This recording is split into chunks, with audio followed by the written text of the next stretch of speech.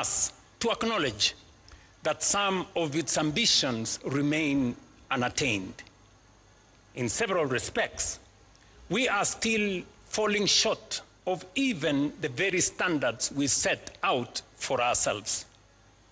Vision 2030 set a target of Kenya becoming an upper middle income country by 2030. So far, we are off target. This is not a criticism of Vision 2030, nor is it a reason for disappointment. Rather, it is an opportunity to proudly learn from our successes, reflect with honesty on where we have fallen short, and define together Kenya's next long-term vision. The third reason why this is our moment is that the next great wave of economic transformation will, I believe, be African. The world is entering what may become the greatest wave of global economic transformation in the past 6 decades. And for the first time in modern history, its center of gravity is steadily shifting towards Africa.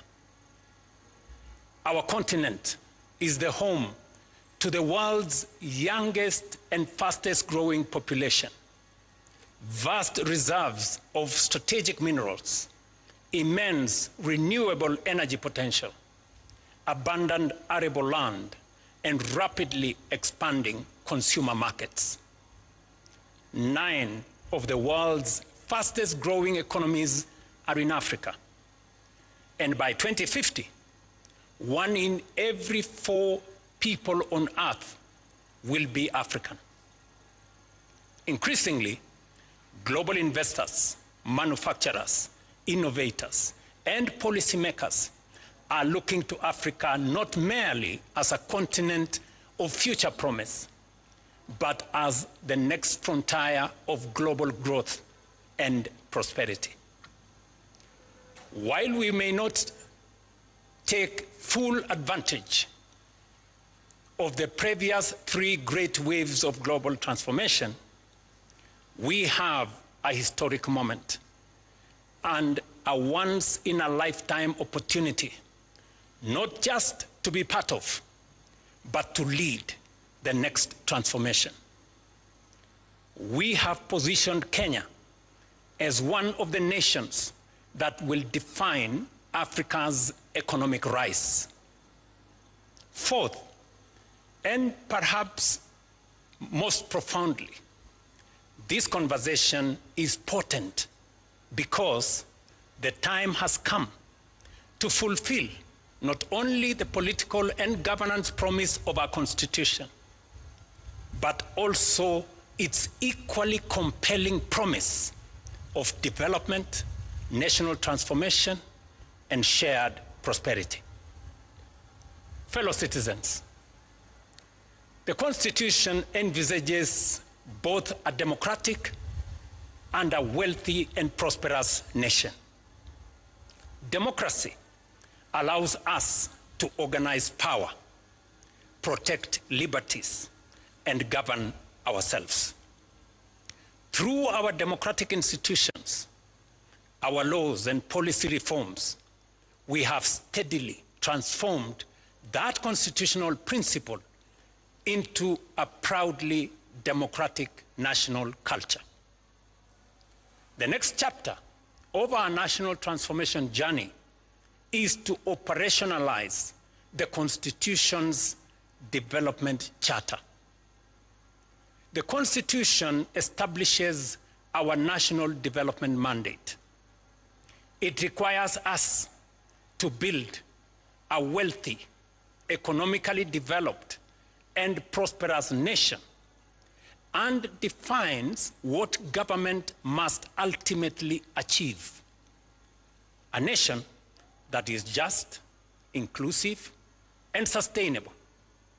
A nation where every Kenyan, regardless of circumstance or place of birth, has a genuine opportunity to thrive. Taken together, the provisions of our Constitution reveal something profound. They affirm that the purpose of state power is not simply to administer the affairs of state, but to expand opportunity, promote human dignity, create wealth, and improve the lives of citizens. Development, therefore, is not simply a policy preference of those who govern. It is a constitutional imperative for the governed. While the Constitution's preamble commits us to build a nation founded on human rights, equality, freedom, democracy, social justice, and the rule of law, Article 10 of our Constitution speaks to patriotism, integrity, accountability, and sustainable development as among our highest national values. Moreover, our Constitution in Article 43 guarantees every Kenyan the right to the highest attainable standard of health, accessible and adequate housing, and reasonable standards of sanitation, freedom from hunger, and adequate food of acceptable quality, clean and safe water in adequate quantities, social security, and education, standards of sanitation, freedom from hunger, and adequate food of acceptable quality, clean and safe water in adequate quantities, social security, and education. Together, we must ask ourselves what these constitutional guarantees should mean in practice. What should an education system worthy of our constitutional promise look like? What should define accessible and adequate housing for every Kenyan? What kind of health system is required to secure the highest attainable standard of health as is provided for in the Constitution?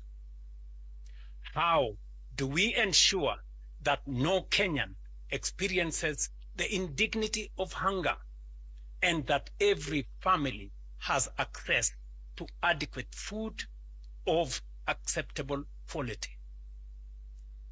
How do we guarantee universal access to clean and safe water, meaningful social protection, and the opportunity for every citizen to live a life of dignity? Above all, what measurable outcomes should demonstrate that we are truly giving practical effect to these economic and social rights as contained in our Constitution? Equally, we have not defined with sufficient clarity what patriotism, equality, social justice, and sustainable development should demand of us as government, as institutions, leaders, or citizens. Yet, these constitutional aspirations cannot fulfill themselves.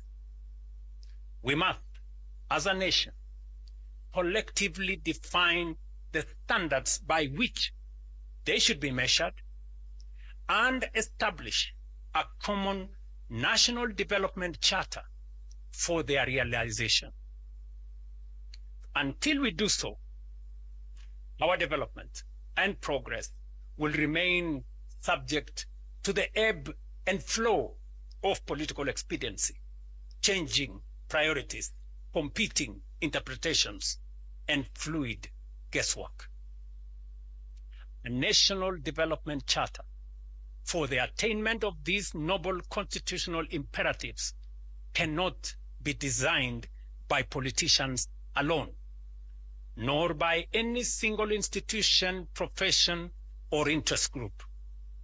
It must be shaped by the people of Kenya themselves through an open, inclusive, and honest national conversation. For the Constitution belongs to the people, and so too must the vision that gives it practical expression. They demand the wisdom of our farmers and workers, the ingenuity of our entrepreneurs and innovators, the experience of our professionals and scholars, the moral leadership of our faith communities, the energy of our young people, and the participation of every patriotic citizen who believes in Kenya's future. Such a development charter will succeed when anchored on strong institutions, institutions that enable rather than obstruct, that solve problems rather than multiply, that encourage enterprise rather than frustrate, and that make it easier for people to work, invest, innovate, build, and create wealth. Great nations, fellow citizens, are never built by chance. They are built by design, by discipline, and by deliberate, focused national purpose. Ours should be no exception. National development must never be left to chance or short-term politics. It must be guided by a shared national vision that endures beyond administrations and election cycles.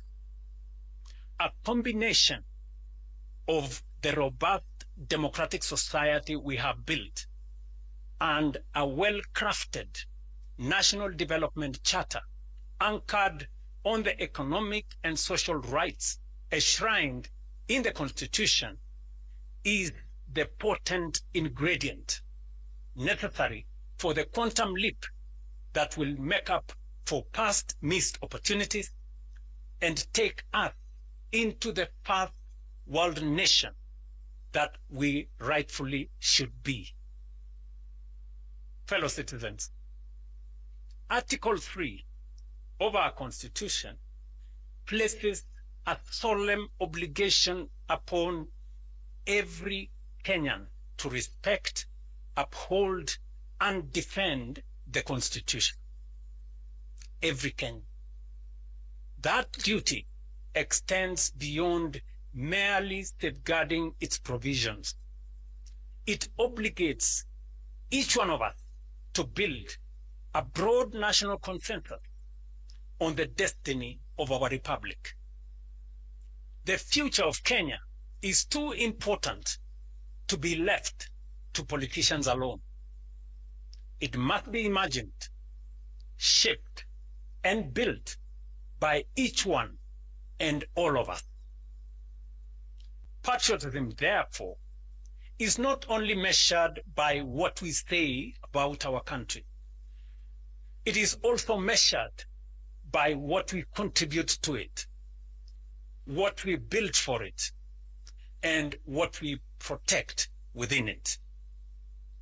Once we, as a people, define the national framework for realizing the aspirations in our Constitution, we will have settled the question of our destiny. Thereafter, the true contest of democracy should be about who has the best ideas, the soundest policies, and the best capability to take us there. The decisions we make today will determine whether our Constitution becomes the greatest instrument of our national transformation in our history, or the greatest opportunity we missed. The defining task of our generation, therefore, is to forge a shared national development charter that translates constitutional aspirations into deliberate action, measurable progress, and lasting national transformation. This is how constitutional ideals become possibilities. This is how rights become opportunities. This is how aspirations become achievement. And this is how prosperity becomes lived reality.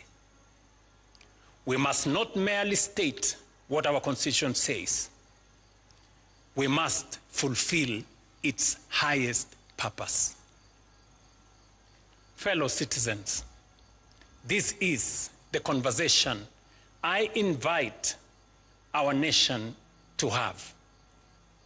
It is not a conversation about producing another government document.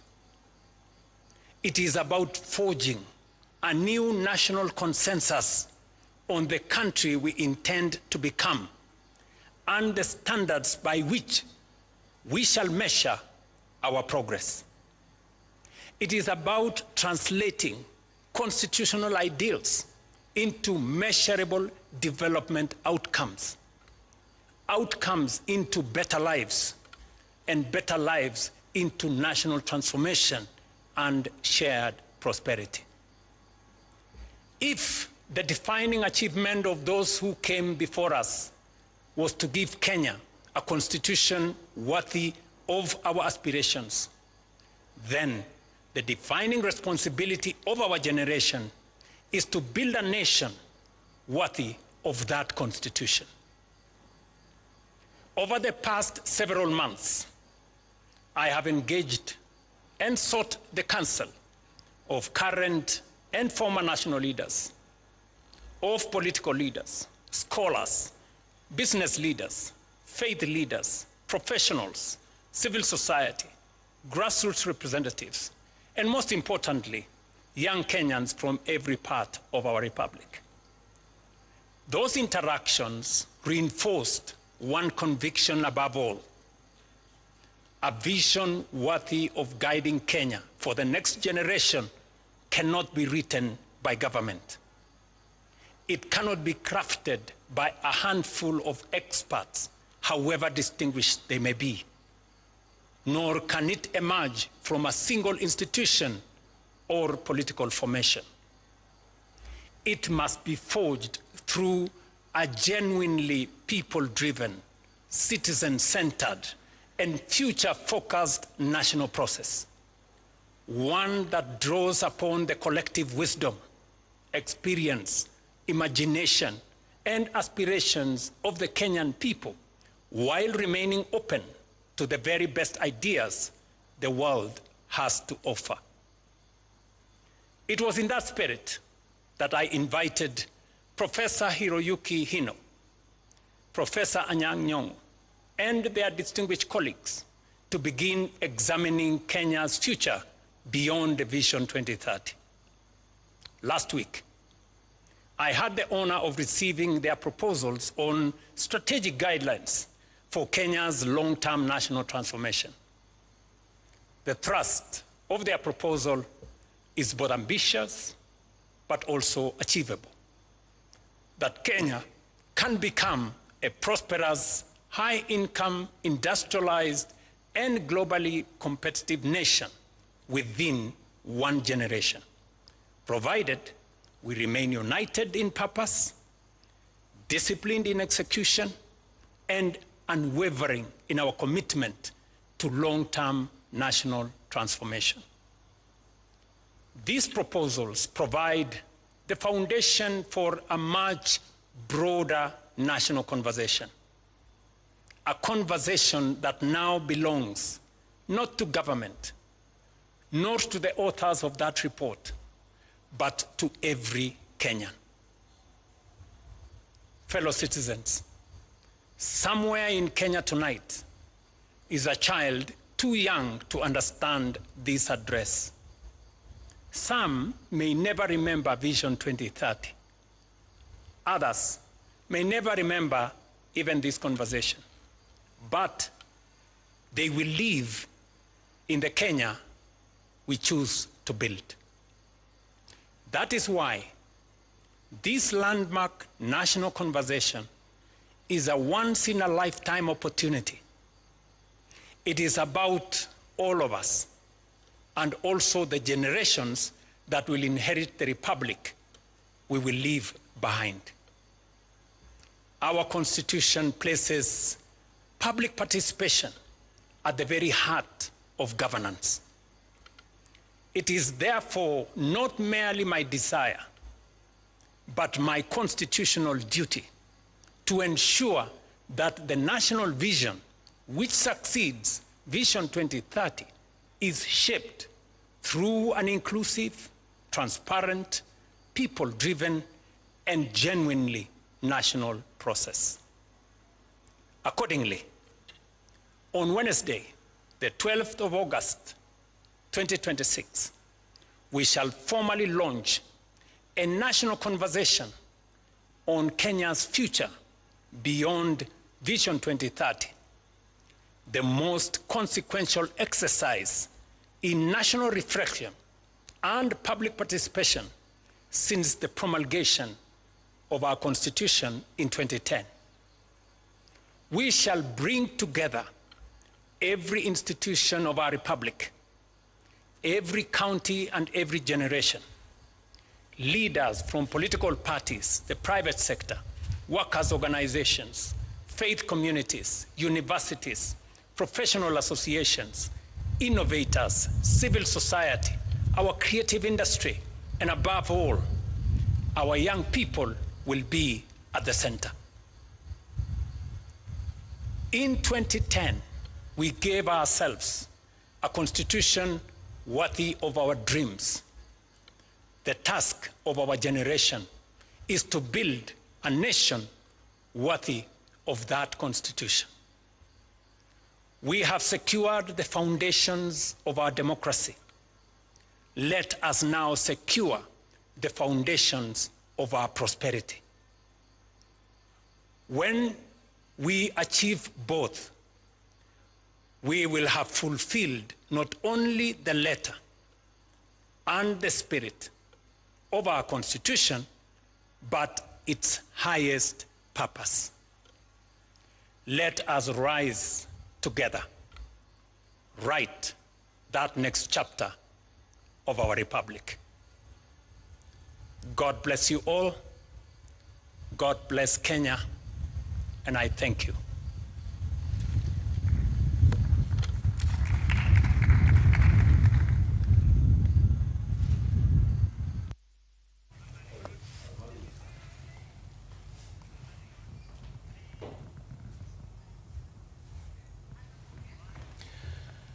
Na mtazamaji, hotuba ya rais kwa taifa imekamilika zikiwa sasa ni saa 1:44, akiwa ameweza kuzungumzia masuala ambayo anataka Wakenya waweze kufanya mazungumzo ya kitaifa, kuweza kuwa na mustakabali wa taifa ili kuweza kusongeza taifa mbele. Amegusia masuala mengi, lakini wanahabari waliokuwepo hapo hawakuweza kupata nafasi ya kuuliza maswali kama ilivyokuwa imepangwa hotuba hiyo, lakini rais akisema kwamba umefika wakati wa kuweza kuanza kufanya mazungumzo ya kina, kuzungumzia mustakabali wa taifa na jinsi tunavyotaka taifa kuendeshwa na kufikia siku za usoni. Kwa kifupi, ameweza kuzungumzia ruwaza ya mwaka 2030 ambayo anasema ilikuwa na mengi na makuu, lakini kufikia sasa anasema kwamba sio mengi yameweza kuzungumzwa ama kutekelezwa kupitia ruwaza hiyo, akipania kwamba kupitia mazungumzo ambayo anataka Wakenya waweze kuyazungumzia, iwe kutakuwa na ufanisi wa kuweza kuangazia mbele, akitoa mifano ya mataifa ambayo pia anataka Kenya iweze kuiga katika kusonga mbele, mataifa ambayo miaka ya nyuma yalikuwa na matatizo ambayo Kenya inashuhudia kwa sasa hivi. Bila shaka tutapata mengi kutoka kwa taarifa yetu hapo saa 3 usiku, lakini kwa sasa tunakwenda mapumzikoni kidogo tu, alafu tutarejea hivyo.